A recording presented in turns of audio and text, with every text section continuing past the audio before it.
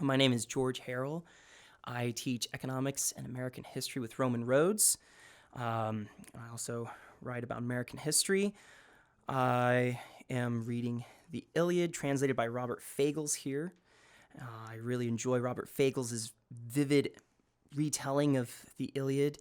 Particularly, you could see that come out here in this chapter as he recounts the violence of battle. The Iliad, Book 5.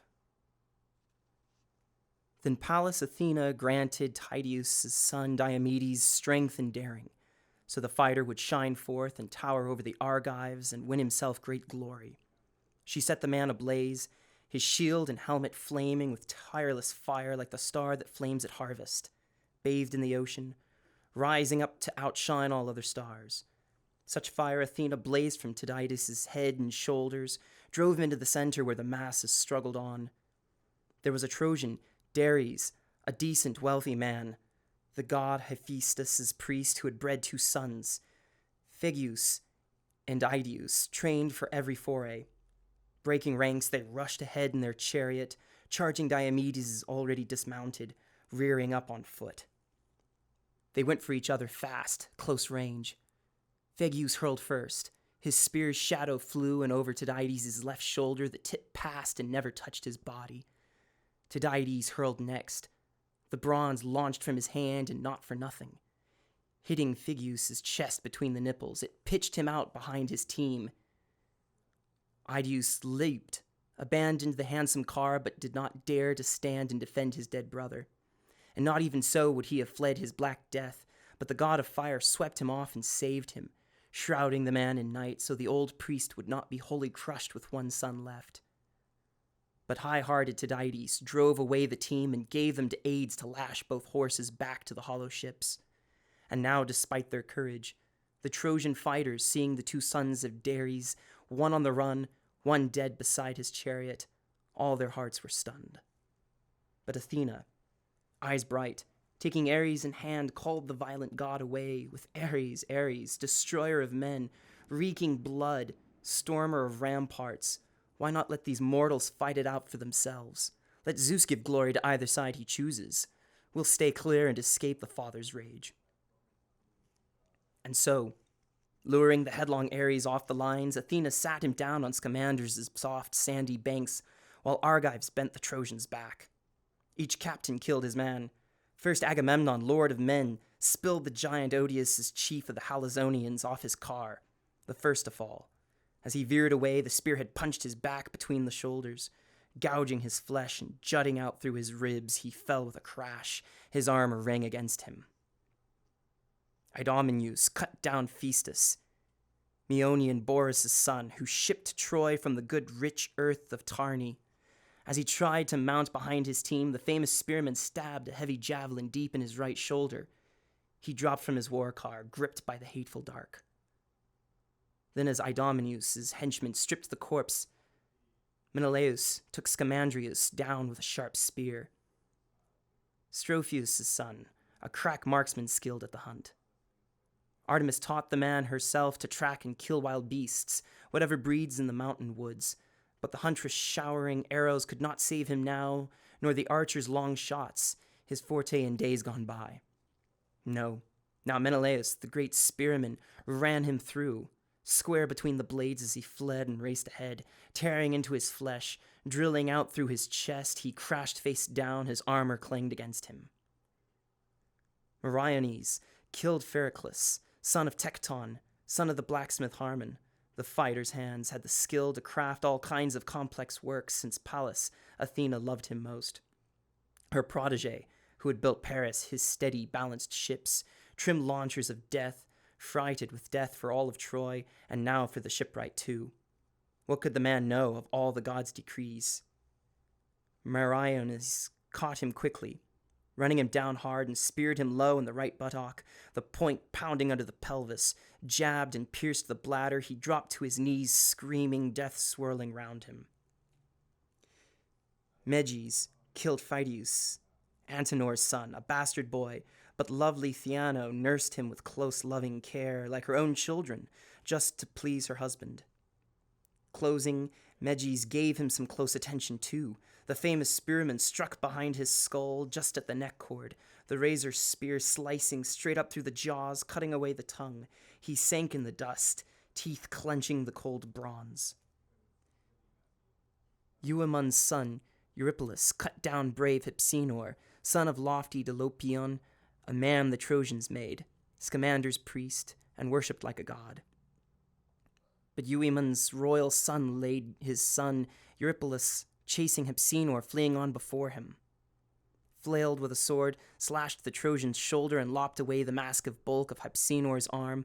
The bloody arm dropped to the earth, and red death came plunging down his eyes in the strong force of fate. So they worked away in the rough assaults, but Diomedes, which side was the fighter on? You could not tell. Did he rampage now with the Trojans or with the Argives? Down the plain he stormed like a stream in spate, a rough, routing winter torrent sweeping away the dikes. The tight, piled dikes can't hold it back any longer. Banks shoring the blooming vineyards cannot curb its course. A flash flood bursts as the rains from Zeus pour down their power. Acre on acre, the well-dug work of farmers crumbling under it. So under Tydides' force, the Trojan columns panicked now, no standing their ground, massed, packed as they were. But the shining archer, Panderous, marked him storming down the plain, smashing the Trojan lines before him. Quickly, he trained his reflex blow on Diomedes, charged straight ahead. He shot. He struck him full in the right shoulder.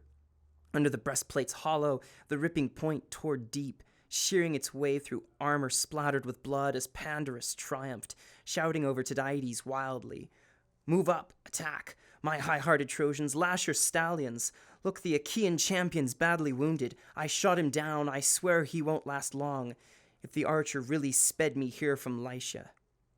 Bragging so, but the whizzing arrow had not brought him down. Diomedes just drew back beside his car and team, and stood there, calling Sthenelus, Capaneus' son. "Quick, Sthenelus! Down from the car, my friend! Pull this wretched arrow from my shoulder!"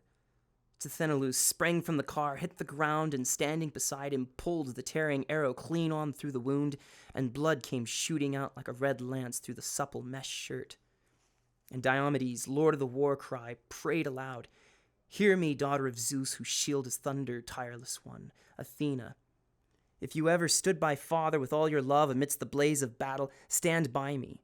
Do me a favor now, Athena. Bring that man into range and let me spear him. He's wounded me off guard, and now he triumphs. He boasts, I won't look long on the light of day." So Tydides prayed, and Athena heard his prayer, put spring in his limbs, his feet, his fighting hands, and close beside him winged him on with a flight of orders. "Now take heart, Diomedes. Fight it out with the Trojans. Deep in your chest I've put your father's strength." He never quaked, that Taitus, that great horseman. What force the famous shieldsman used to wield.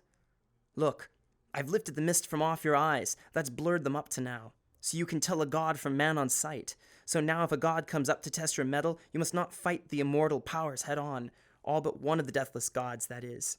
If Aphrodite, daughter of Zeus, slips into battle, she's the one to stab with your sharp bronze spear." Her eyes bright, Athena soared away, and Tydeus' son went charging back to the front line of champions. Now long ablaze as he went to fight the Trojans, triple the fury seized him, claw mad as a lion, some shepherd tending woolly flocks in the field he has just grazed, a lion leaping into the fold. But he hasn't killed him, only spurred his strength, and helpless to beat him off, the man scurries for shelter, leaving his flocks panicked, lost as the ramping beast mauls them thick and fast, piling corpse on corpse, and in one furious bound clears the fenced yard. So raging Diomedes mauled the Trojans. There he killed Astinus, then Hippiron, a frontline captain. One he stabbed with a bronze lance above the nipple. The other his heavy sword hacked at the collarbone, right on the shoulder, cleaving the whole shoulder clear of neck and back. And he left them there, dead. And he made a rush at Abas and Polyidus, son of Eurydamas, an aged reader of dreams. But the old prophet read no dreams for them when they set out for Troy. Diomedes laid them low, then swung to attack the two sons of Phenops, hardy Xanthus and Thon, both men grown tall as their father shrank away with wasting age. He'd never breed more sons to leave his riches to. The son of Tydeus killed the two of them on the spot. He ripped the dear life out of both and left their father tears and wrenching grief. Now he'd never welcome his 2 sons home from war, alive in the flesh, and distant kin would carve apart their birthright. Next Diomedes killed 2 sons of Dardan Priam, careening on in a single car, Echemon and Chromius, as a lion charges cattle, calves, and heifers browsing the deep glades and snaps their necks, so Tydides pitched them both from the chariot, gave them a mauling, gave them little choice, quickly stripped their gear and passed their team to his men to lash back to the ships, smashing the lines of fighters now. But Aeneas marked it all, and oblivious to the rain of spears, he waded in, hunting for Panderous, hoping to find the archer. Find him he did. Lycaon's skilled, fearless son, and went right up and challenged him to his face. Panderous, where's your bow, your winged arrows, your archer's glory? No Trojan your rival here. No Lycian can claim to be your better. No. So up with you now. Lift your hands to Zeus. You whip an arrow against that man, whoever he is, who routs us, wreaking havoc against us, cutting the legs from under squads of good brave men. Unless it's a god who smolders at our troops, enraged at a right we failed, when a god's enraged there's thunder at our heads. And Lycaon's shining son took up the challenge. Aeneas, counselor of the Trojans armed in bronze, he looks like Taitus' son to me in every way.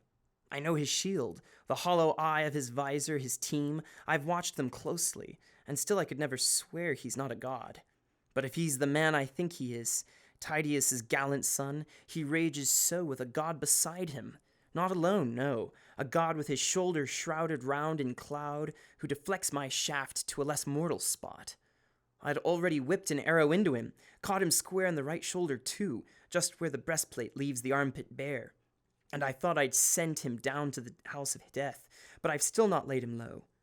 So it is some god rampaging, and here I am, no chariot, no team to speed me on, but back in Lycaon's halls are 11 war cars, beauties all, fresh from the smith and fire new, and blankets spread across them. And beside each a brace of stallions standing poised and pawing, champing their oats and barley glistening white. Over and over, father, the old spearman Lycaon urged me, setting out from his well-built halls. Take those teams and cars, he told me. Mount up, lead the Trojans into the jolting shocks of battle. But would I listen? So much the better if I had. I had to spare my teams. They'd never starve for fodder, crammed with the fighters, bred to eat their fill. So I left them there. I made it to Troy on foot, trusting my bows and arrows, and a lot of good I was to get from them. Already I've let fly at 2 of their best men, Diomedes and Menelaus. I've hit them both, and the blood gushed from both. Direct hits, but I only aroused their fury. What bad luck! To snatch this curved bow off its peg that day, I marched my Trojans hard to your lovely town of Troy to please Prince Hector. But if I get home again and set my eyes on my native land, my wife and my fine house with the high vaulting roof, let some stranger cut my head off then and there if I don't smash this bow and fling it in the fire. The gear I packed is worthless as the wind. Aeneas, the Trojan captain, checked him sharply. No talk of turning for home, no turning the tide till we wheel and face this man with team and car and fight it out with weapons hand to hand. Come up with you now, climb aboard my chariot, so you can see the breed of Tros' team, their flair for their own terrain as they gallop back and forth, one moment in flight, the next in hot pursuit. They'll sweep us back to the city, back to safety if Zeus hands Taitus' son the glory once again. Quick, take up the whip and glittering reins. I'll dismount from the car and fight on foot, or you engage the man and leave the team to me. The shining son of Lycaon made the choice. Take up the reins yourself, Aeneas. Do, they're your team. They'll haul your curving chariot so much better under the driver they know best, if we have to beat retreat from Diomedes. God forbid they panic, skittish with fear, buck and never pull us out of the fighting, missing your own voice as Taitus' son attacks. He'll kill us both and drive them off as prizes. So drive them yourself, your chariot and your team, and let them charge. I'll take him on with a sharp spear. Both men agreed, boarding the blazoned chariot, wildly heading their racers at Diomedes now. Capaneus' good son Sthenelus saw them coming and quickly alerted Diomedes, warnings flying. Tydides, joy of my heart, dear comrade, look, I see 2 men, and they're bearing down to fight you.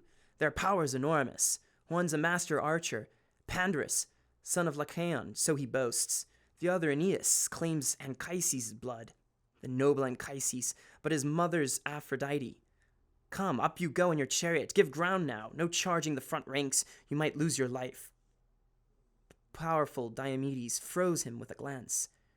Not a word of retreat. You'll never persuade me. It's not my nature to shrink from battle, cringe in fear with the fighting strength still steady in my chest. I shrink from mounting our chariot. No retreat. On foot as I am, I'll meet them man to man. Athena would never let me flinch. Those two, their horses will never sweep them clear of us. Not both men, though one or the other may escape. One more thing. Take it to heart, I tell you. If part of Athena's plan gives me the honor to kill them both, you check our racers here. You lash them fast to our rails, then dash for Aeneas' horses. Don't forget, drive them out of the Trojan lines and into ours. They are the very strain far-seeing Zeus gave Tros. Payment in full for stealing Ganymede, Tros' son. The purest, strongest breed of all the stallions under the dawn and light of day. Lord Anchises stole from that fine stock behind Laomedon's back. Tros' grandson and heir to Tros' teams. He put some mares to the lusty stallions once, and they foaled him a run of 6 in his royal house. 4 he kept for himself to rear in his own stalls. But the 2 you see in action, he gave Aeneas, both of them driving terror. Would to God we'd take them both, we'd win ourselves great fame.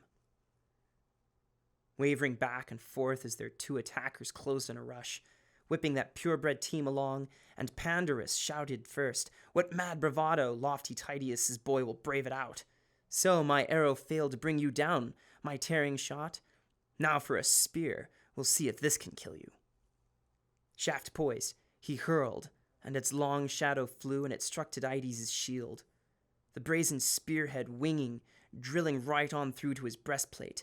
Panderous yelling over him wildly now. "You're hit! Clean through the side! You won't last long, I'd say. Now the glory's mine." But never shaken, staunch Diomedes shot back. "No hit? You missed. But the 2 of you will never quit this fight, I'd say, till one of you drops and dies and gluts with blood, Ares who hacked at men behind his rawhide shield." With that he hurled, and Athena drove the shaft, and it split the archer's nose between the eyes. It cracked his glistening teeth. The tough bronze cut off his tongue at the roots, smashed his jaw, and the point came ripping out beneath his chin. He pitched from his car, armor clanged against him, a glimmering blaze of metal dazzling round his back. The purebreds reared aside, hoofs pawing the air, and his life and power slipped away on the wind. Aeneas sprang down with his shield and heavy spear, fearing the Argives might just drag away the corpse, somehow, somewhere. Aeneas straddled the body, proud in his fighting power like some lion, shielded the corpse with spear and round buckler, burning to kill off any man who met him face to face, and he loosed a blood-curdling cry.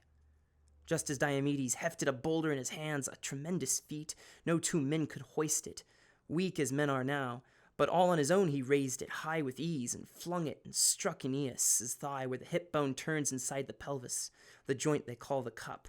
It smashed the socket, snapped both tendons too, and the jagged rock tore back the skin in shreds.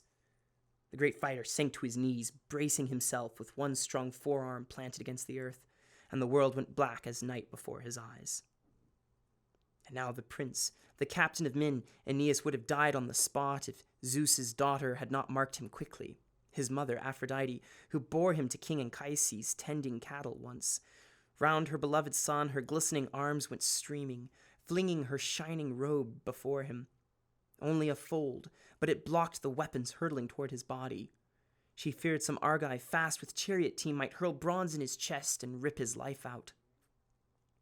She began to bear her dear son from the fighting, but Captain Zeus' son did not forget the commands the Lord of War cry put him under.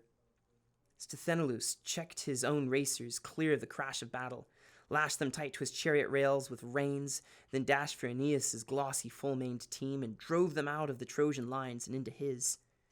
He passed them on to Deathless, a friend in arms. He prized beyond all comrades his own age. Their minds worked as one, to drive to the ships, as Sthenelus, mounted behind his own chariot now, seized the glittering reins and whipped his team, his strong-hoofed horses ahead at breakneck speed, rearing, plunging to overtake his captain Diomedes. But he, with his ruthless bronze, was hunting Aphrodite. Diomedes, knowing her for the coward goddess she is, none of the mighty gods who marshal men to battle, neither Athena nor Enyo, raider of cities, not at all. But once he caught her, stalking her through the onslaught, gallant Taitus' offspring rushed her, lunging out, thrusting his sharp spear at her soft, limp wrist, and the brazen point went slashing through her flesh, tearing straight through the fresh immortal robes the Graces themselves had made her with their labor. He gouged her just where the wristbone joins the palm, and immortal blood came flowing quickly from the goddess, the ichor that courses through their veins, the blessed gods.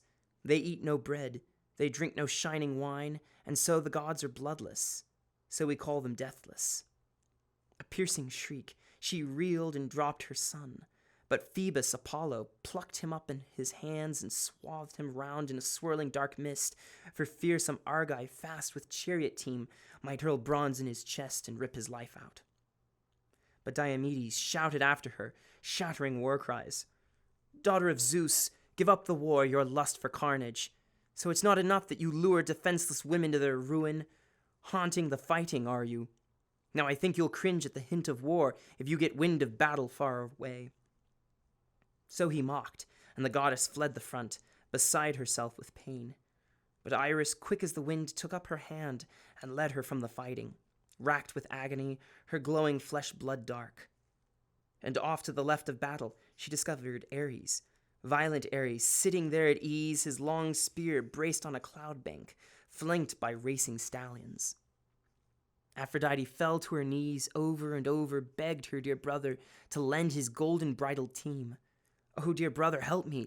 Give me your horses so I can reach Olympus, the god's steep stronghold. I'm wounded. The pain's too much. A mortal speared me, that daredevil Diomedes. He'd fight Father Zeus." Her brother Ares gave her the golden bridled team. Heart writhing in pain, she climbed aboard the car, and Iris climbed beside her, seized the reins, whipped the team to a run, and on the horses flew, holding nothing back. In a moment they had reached the Immortal Stronghold, steep Olympus. Wind-quick Iris curbed the team, and loosing them from the chariot, threw ambrosial fodder down before their hoofs. The deathless Aphrodite sank in Dione's lap, and her mother, folding her daughter in her arms, stroked her gently, whispered her name, and asked, "Who has abused you now, dear child? Tell me.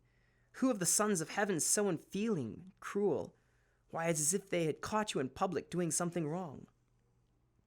And Aphrodite, who loves eternal laughter, sobbed in answer, "The son of Taitus stabbed me, Diomedes, that overweening, insolent, all because I was bearing off my son from the fighting.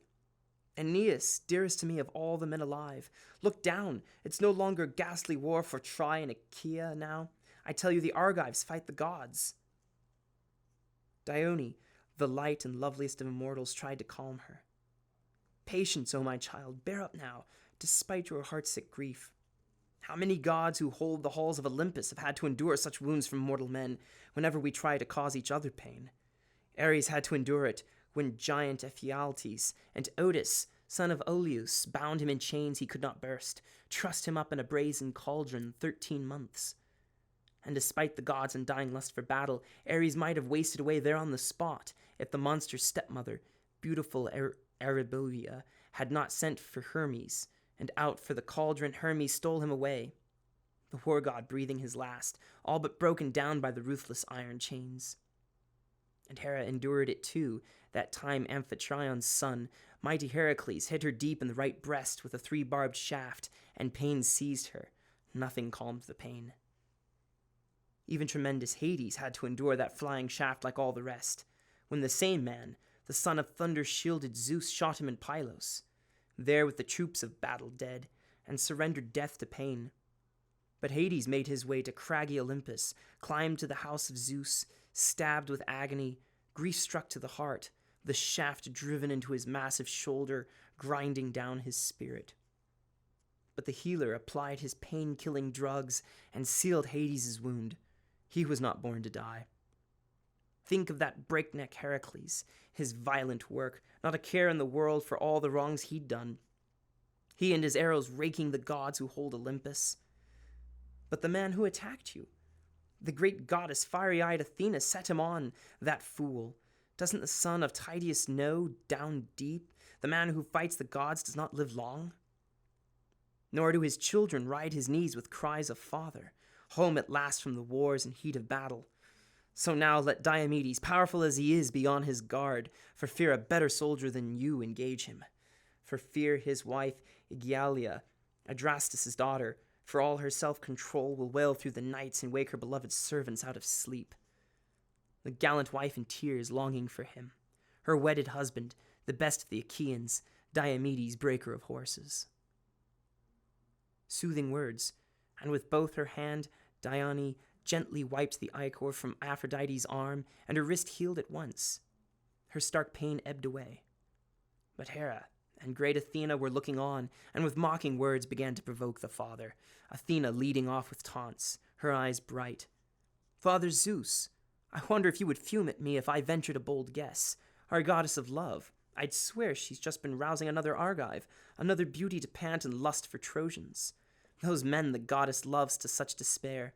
Stroking one of the Argives' women's rippling gowns, she's pricked her limp wrist on a golden pinpoint. So she mocked, and the father of gods and mortals smiled broadly, calling the golden Aphrodite over. Fighting is not for you, my child, the works of war. See to the works of marriage, the slow fires of longing. Athena and blazing Ares will deal with all the bloodshed. And now as the high gods bantered back and forth, Diomedes, loosing his war cry, charged Aeneas, though what he saw was Lord Apollo himself, guarding, spreading his arms above the fighter. But even before the mighty god he would not flinch. Tydides reared and hurled himself again and again, trying to kill Aeneas, strip his famous armor. 3 times he charged, frenzied to bring him down. 3 times Apollo battered his gleaming shield back. Then at Tydides' 4th assault, like something superhuman, the archer, who strikes from worlds away, shrieked out, a voice of terror. Think, Diomedes, shrink back now. Enough of this madness, striving with the gods. We are not of the same breed, we will never be. The deathless gods and men who walk the earth.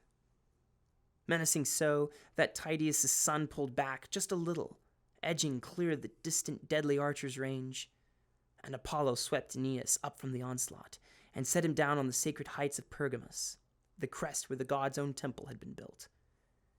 There in the depths of the dark forbidden chamber, Leto and Artemis, whose showers flights of arrows healed the man and brought him back to glory.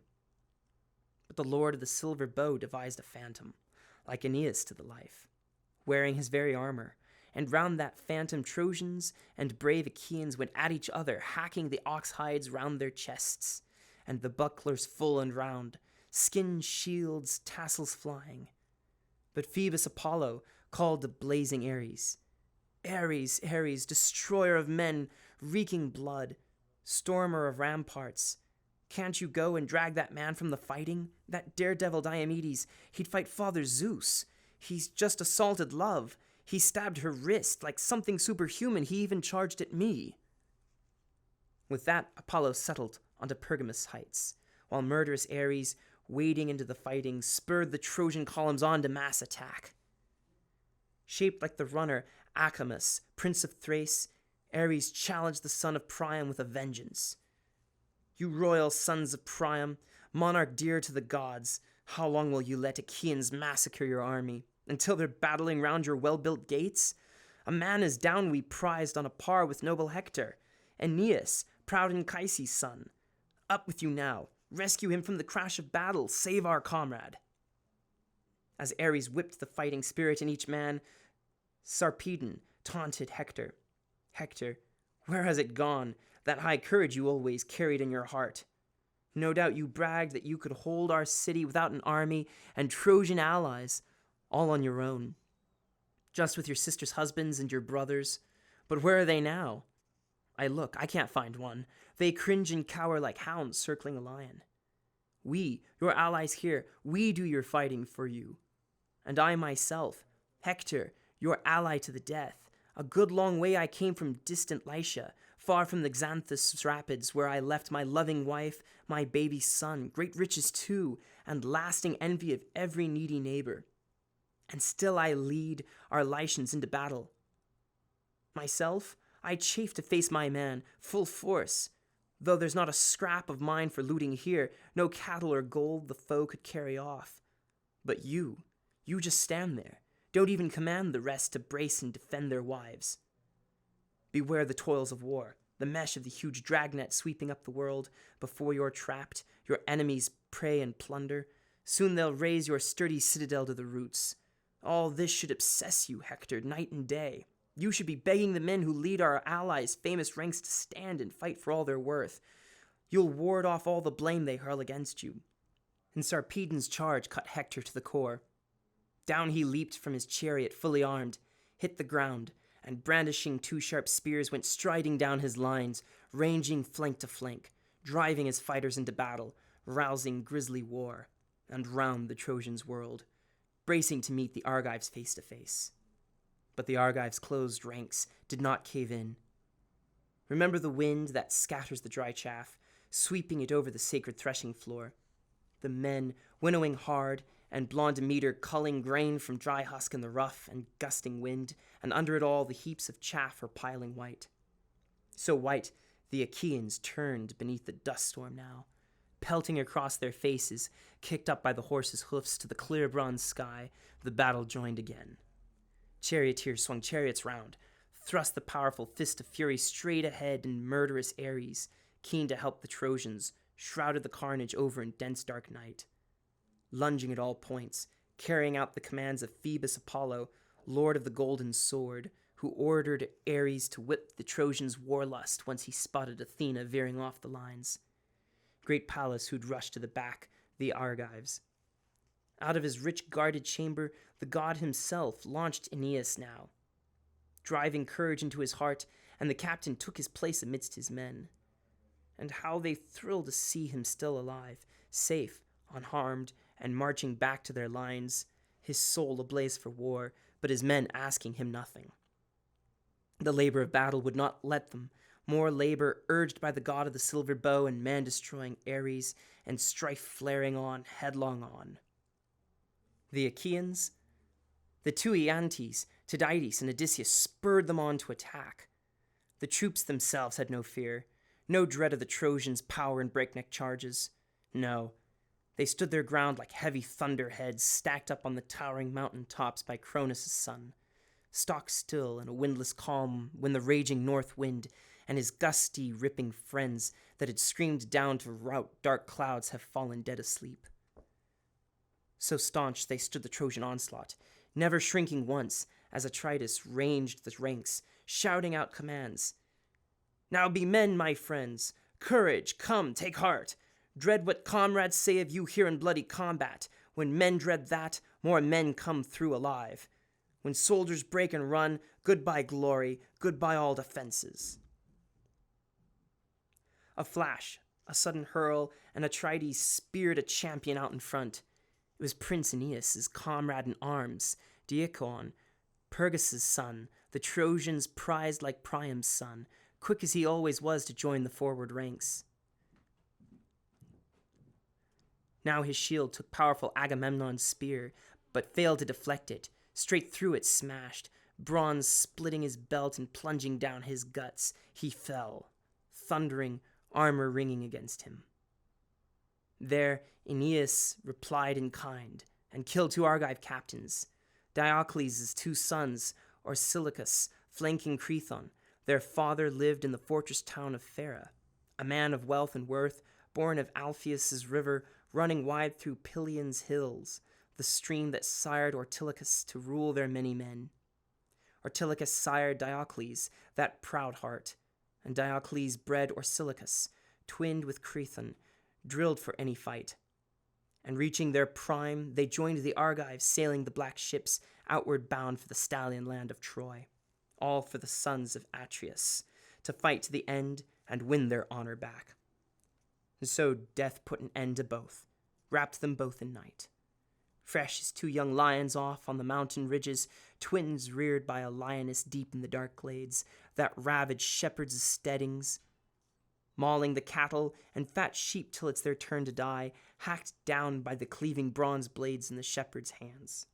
So here the twins were laid low at Aeneas' hands. Down they crashed like lofty pine trees axed. both down, but Menelaus pitied them both. Yes, and out for blood he burst through the front, helmed in fiery bronze, shaking his spear, and Ares' fury drove him, Ares hoping to see him crushed at Aeneas' hands. Antilochus marked him now, great Nestor's son, went racing across the front himself, terrified for the lord of armies. What if he were killed? Their hard campaigning just might come to grief. As Aeneas and Menelaus came within arm's reach, waving whetted spears in each other's face, nerved to fight it out, Antilochus rushed in, tensing shoulder to shoulder by his captain now. And Aeneas shrank from battle, fast as he was in arms, when he saw that pair of fighters side by side, standing their ground against him. Once they dragged the bodies back to their lines, they dropped the luckless twins and companions' open arms, and round they swung again to fight in the first ranks. And next they killed Pylaemenes, tough as Ares, a captain heading the Paphlagonian shieldsmen, hot-blooded men. Menelaus, the famous spearman, stabbed him right where he stood, the spear point pounding his collarbone to splinters. Antilochus killed his charioteer and steady henchman, Mydon, Antimnius' strapping son, just wheeling his racers round as Antilochus swinged a rock and smashed his elbow. Out of his grip the reins white with ivory flew and slipped to the ground entangled in the dust. Antilochus sprang. He plunged a sword in his temple, and Mydon, gasping, hurled from his bolted car face first, head and shoulders stuck in a dune, a good long time, for the sand was soft and deep, his lucky day, till his own horses trampled him down flat, as Antilochus lashed them hard and drove them back to Achaea's waiting ranks. But Hector marked them across the lines and rushed them now with a cry, and Trojan shock troops backed him full strength. And Ares led them in with the deadly queen Io, bringing uproar on the savage chaos of battle. The god of combat wielding his giant shaft in hand, now ranging ahead of Hector, now behind him. Ares there, and for all his war cries Diomedes shrank at the sight, as a man at a loss, helpless, crossing a vast plain, halts short at a river rapid surging out to sea, takes one look at the water roaring up in foam, and springs back with a leap. So he recoiled, shouting out to comrades, "Oh, my friends, what fools we were to marvel at wondrous Hector! What a spearman," we said, "and what a daring fighter! But a god goes with him always, beating off disaster. Look, there's Ares beside him now, just like a mortal. Give ground, but faces fronting the Trojans always. No use trying to fight the gods in force." So he warned as the Trojans charged them, harder, and Hector, lunging, leveled a pair of men who knew the joy of battle, riding a single chariot, Menestheus and Anchialus. Down they went, and the great Ajax pitied both. He strode to their side and loomed there, loosed a gleaming spear and struck down Amphius, Selagus' son, who had lived at ease in Pesus, rich in possessions, rich in roiling wheatland. But destiny guided Amphius on, a comrade sworn to the cause of Priam and all of Priam's sons. Now giant Ajax speared him through the belt. Deep in the guts the long shadowy shaft struck, and down he fell with a crash as glorious Ajax rushed to strip his armor. Trojans showering spears against him, points glittering round him, his shield taking repeated hits. He dug his heels in the corpse, yanked his own bronze out, but as for the dead man's burnished gear, no hope. The giant was helpless to rip it off his back. Enemy weapons beating against him worse, he dreaded the Trojans too, swarming round him. A tough ring of them, brave and bristling spears, massing, rearing over their comrade's body now, and rugged, strong and proud as the great Ajax was, they shoved him back. He gave ground, staggering, reeling. So fighters worked away in the grim shocks of war, and Heracles' own son, Tlepolemus, tall and staunch, his strong fate was driving down against Sarpedon, a man like a god. Closing quickly, coming head to head, the son and the son's son of Zeus, whose martial storms, Tlepolemus opened up to taunt his enemy first. "Sarpedon, master strategist of the Lycians, what compels you to cringe and cower here? You raw recruit, green at the skills of battle, they lie when they say you're born of storming Zeus. Look at yourself. How short you fall of the fighters side by Zeus in the generations long before us. Why, think what they say of mighty Heracles. There was a man, my father, that dauntless, furious spirit, that lion heart. He once sailed here for Laomedon's blooded horses, with just 6 ships and smaller crews than yours, true, but he razed the walls of Troy. He widowed all her streets. You with your coward's heart, your men dying around you, you're no bulwark come out of Lycia, I can tell you.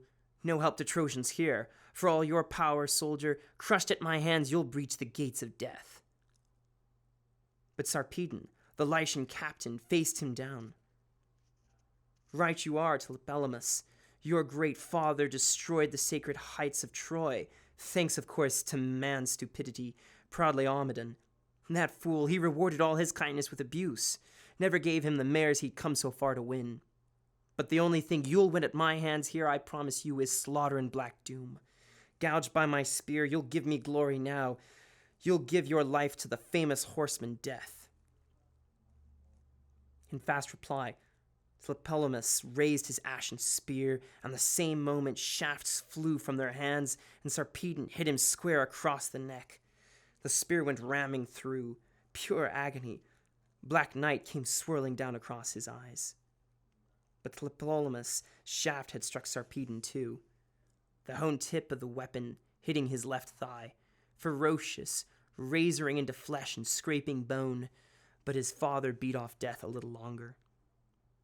Heroic Sarpedon, his loyal comrades bore him out of the fighting quickly, weighed down by the heavy spear shaft dragging him on, but hurrying so, no one noticed or even thought to wrench the ashen javelin from his thigh, so the man could hobble upright. On they rushed, bent on the work of tending to his body.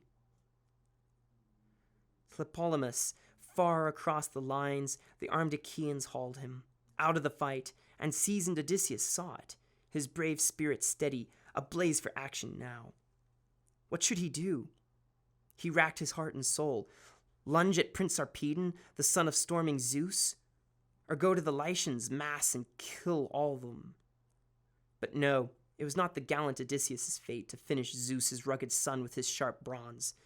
So Pallas swung his fury against the Lycian front, whirling, killing Cyrannus, Chromius, and Alastor, killing Alcander and Halius, Prytanis and Noemon, and stalwart Odysseus would have killed still more, but tall Hector, his helmet flashing, marked him quickly, plowing through the front, helmed in fiery bronze, filling the Argives' hearts with sudden terror.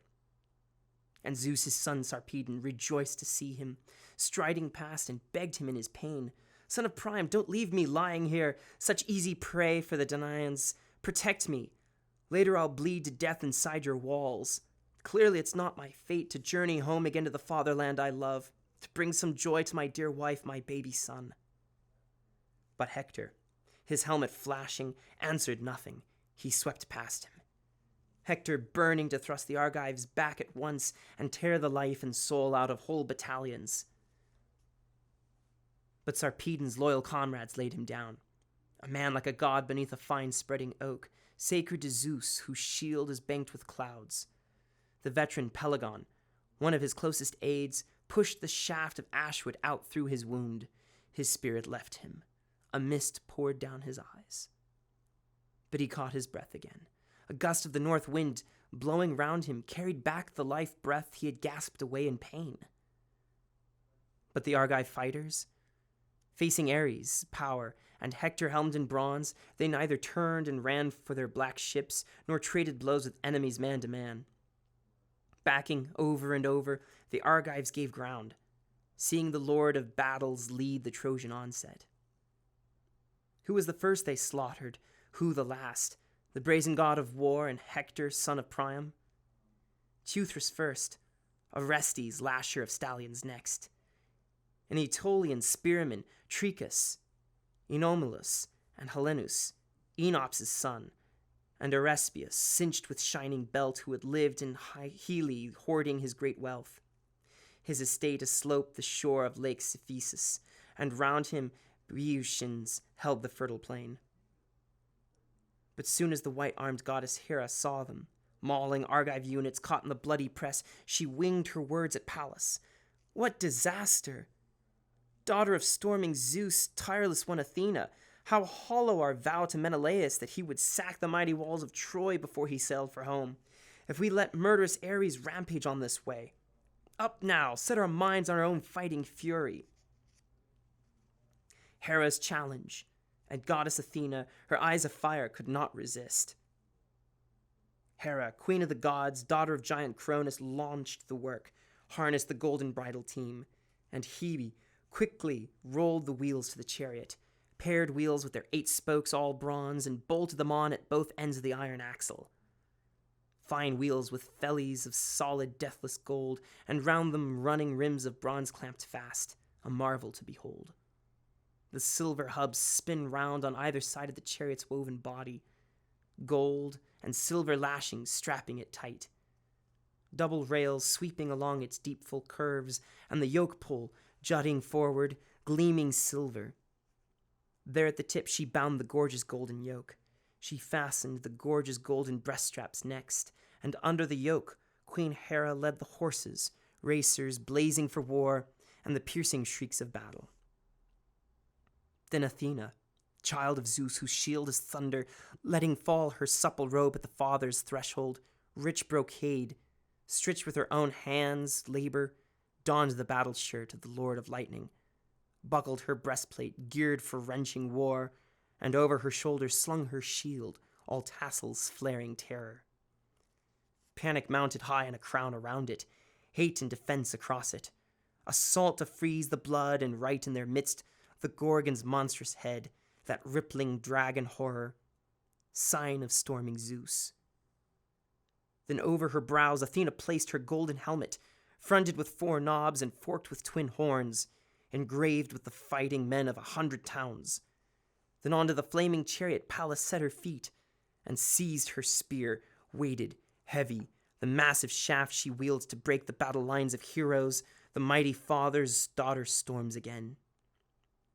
A crack of the whip. The goddess Hera lashed the team, and all on their own force the gates of heaven thundered open, kept by the seasons, guardians of the vaulting sky and Olympus' heights empowered to spread the massing clouds or close them round once more.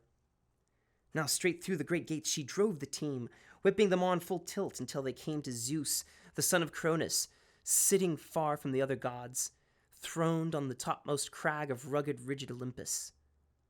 And halting her horses near, the white-armed Hera called out at once to the powerful son of Cronus, pressing home her questions. Father Zeus, look!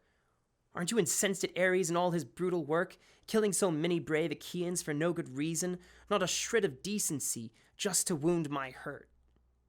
While there they sit at their royal ease exalting the goddess of love and Apollo, lord of the silver bow. They loosed this maniac Ares.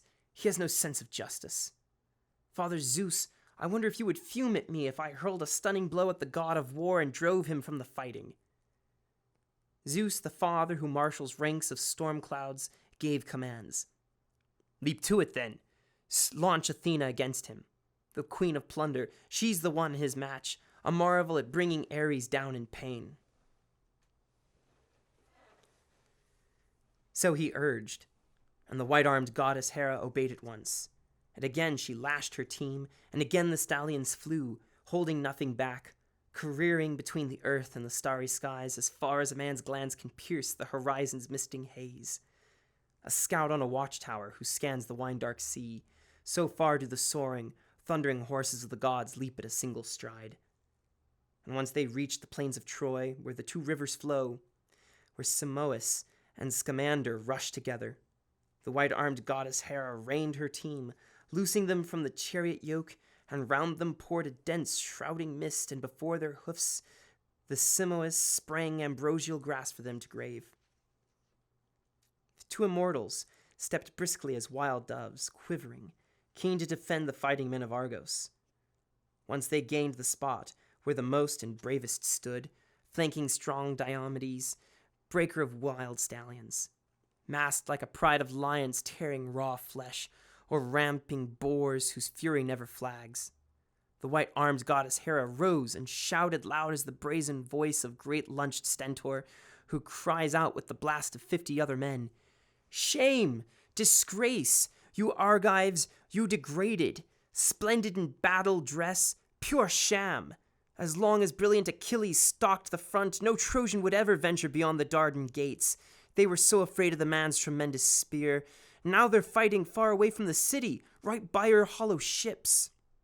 So Hera trumpeted, lashing the nerve and fighting fury in each man, as Athena, her eyes blazing, made for Diomedes. Hard by his team in car she found the king, cooling the wound that Panderous' arrow dealt him. Sweat from under the heavy buckler's flat strap had rubbed him raw. He was chafed, and his arm ached from lifting up the strap, wiping off the blood and the dark clots. Laying hold of the yoke that bound his team, the goddess Pallas started. So Taitus' son is half the size of his father, and he was short and slight, but Taitus was a fighter. Even then, when I forbade him to go to war or make a show of himself in others' eyes, that time alone, apart from his men, he marched, the message into Thebes, filled with hordes of Thebans. I told him to banquet in their halls and eat in peace. But he always had that power, that courage from the first. And so he challenged the brave young blades of Thebes to tests of strength and beat them all with ease. I urged him on with so much winning force. But you, Taitus, I stand by you as well. I guard you too. And with all goodwill I say, fight it out with the Trojans here. But look at you. Fatigue from too much charging has sapped your limbs. That or some lifeless fear has paralyzed you now. So you're no offspring of Taitus, the gallant, battle-hardened Oeneus' son. And powerful Diomedes bowed to her at once. Well, I know you, goddess, daughter of storming Zeus. And so I will tell you all gladly. I'll hide nothing. It's not some lifeless fear that paralyzes me now, no flinching from combat either. It's your own command still ringing in my ears, forbidding me to fight the immortals head on. All but one of the blessed gods, that is. If Aphrodite, daughter of Zeus, slips into battle, she's the one to stab with my sharp bronze spear. So now, you see, I have given ground myself and told my comrades to mass around me here. Too well I know that Ares leads the charge. But the goddess roused him on, her eyes blazing. True son of Taitus, Diomedes, joy of my heart. Forget the orders, nothing to fear, my friend, neither Ares nor any other god. You too, I'll urge you on with so much winning force. Up now, lash your racing horses at Ares first, strike him at close range, no shrinking away here before that headlong Ares. Just look at the maniac, born for disaster, double-dealing, lying two-faced god. Just now he promised me and Hera, the war god, swore he'd fight the Trojans, stand behind the Argives. But now look, he's leading the Trojan Rampage, his pledges thrown to the winds. With that challenge, Athena levered Sthenelus out the back of the car. A twist of her wrist, and the man hit the ground, springing aside as the goddess climbed aboard, blazing to fight beside the shining Diomedes. The big oaken axle groaned beneath the weight, bearing a great man and a terrifying goddess. And Pallas Athena seized the reins and whip, lashing the racing horses straight at Ares. The god was just stripping giant Periphas bare, the Aetolians' best fighter, Alcesius' noble son. The blood-smeared Ares was tearing off his gear, but Athena donned the dark helmet of death, so not even stark Ares could see her now. But the butcher did see Taitus' rugged son, and he dropped gigantic Periphas on the spot where he just killed him, ripped his life away, and Ares whirled at the stallion breaking Diomedes. The two of them closing fast, charging face to face, and the god thrust first, over to Taitus' yoke and reins, with bronze spear burning to take the fighter's life. But Athena, her eyes afire, grabbed the flying shaft, flicked it over the car, and off it flew for nothing. And after him Diomedes yelled his war cry, lunging out with his bronze spear, and Pallas rammed it home, deep in Ares' bowels where the belt cinched him tight. There Diomedes aimed and stabbed. He gouged him down his glistening flesh and wrenched the spear back out, and the brazen god of war let loose a shriek, roaring, thundering loud as 10,000 combat soldiers shriek with Ares' fury when massive armies clash. A shudder swept all ranks, Trojans and Argives both. Terror-struck by the shriek, the god let loose. Ares, whose lust for slaughter never dies. But now, wild as a black cyclone twisting out of a cloud bank, building up from the day's heat, blasts and towers, so brazen Ares looked at Taitus' son Diomedes. Soaring up with the clouds to the broad, sweeping sky, he quickly gained the god's stronghold, steep Olympus, and settling down by the side of Cronus' great son Zeus, his spirit racked with pain. Ares displayed the blood, the fresh immortal blood that gushed from his wound, and burst out in a flight of self-pity. "Father Zeus, aren't you incensed to see such violent, brutal work? We everlasting gods, what chilling blows we suffer, thanks to our own conflicting wills, whenever we show these mortal men some kindness. And we all must battle you. You brought that senseless daughter into the world, that murderous curse forever bent on crimes, while all the rest of us, every god on Olympus, bows down to you, each of us empowered. But that girl, you never block her way with a word or action, never. You spur her on, since you gave her birth from your own head, that child of devastation. Just look at this reckless Diomedes now. Athena spurred him on to rave against the gods. First he lunges at Aphrodite, stabs her hand at the wrist, and then charges me, even me, like something superhuman. But I'm so fast on my feet, I saved my life. Else for a good long while I'd have felt the pain writhing among the corpses there, or soldiered on, weak as a breathless ghost beaten down by bronze. But Zeus, who marshals storm clouds, lowered a dark glance and let loose at Ares. "No more, you lying two-faced. No more sidling up to me, whining here before me. I hate you most of all the Olympian gods, always dear to your heart. Strife, yes, and battles, the bloody grind of war. You have your mother's uncontrollable rage, incorrigible. That Hera, say what I will, I can hardly keep her down. Hera's urgings, I trust I have made you suffer this. But I cannot bear to see you agonize so long. You are my child. To me your mother bore you. If you had sprung from another god, believe me, and grown into such a blinding devastation, long ago you'd have dropped below the Titans deep in the dark pit." So great Zeus declared, and ordered the healing god to treat the god of war. And covering over his wound with pain-killing drugs, the healer cured him. The god was never born to die. Quickly as fig juice, pressed into bubbly, creamy milk, curdles it firm for the man who churns it round, so quickly he healed the violent rushing Ares. And Hebe washed him clean, dressed him in robes to warm his heart, and flanking the son of Cronus, down he sat, Ares exultant in the glory of it all. And now the two returned to the halls of mighty Zeus, Hera of Argos, Boeotian, Athena, guard of armies, both had stopped the murderous Ares cutting men to pieces.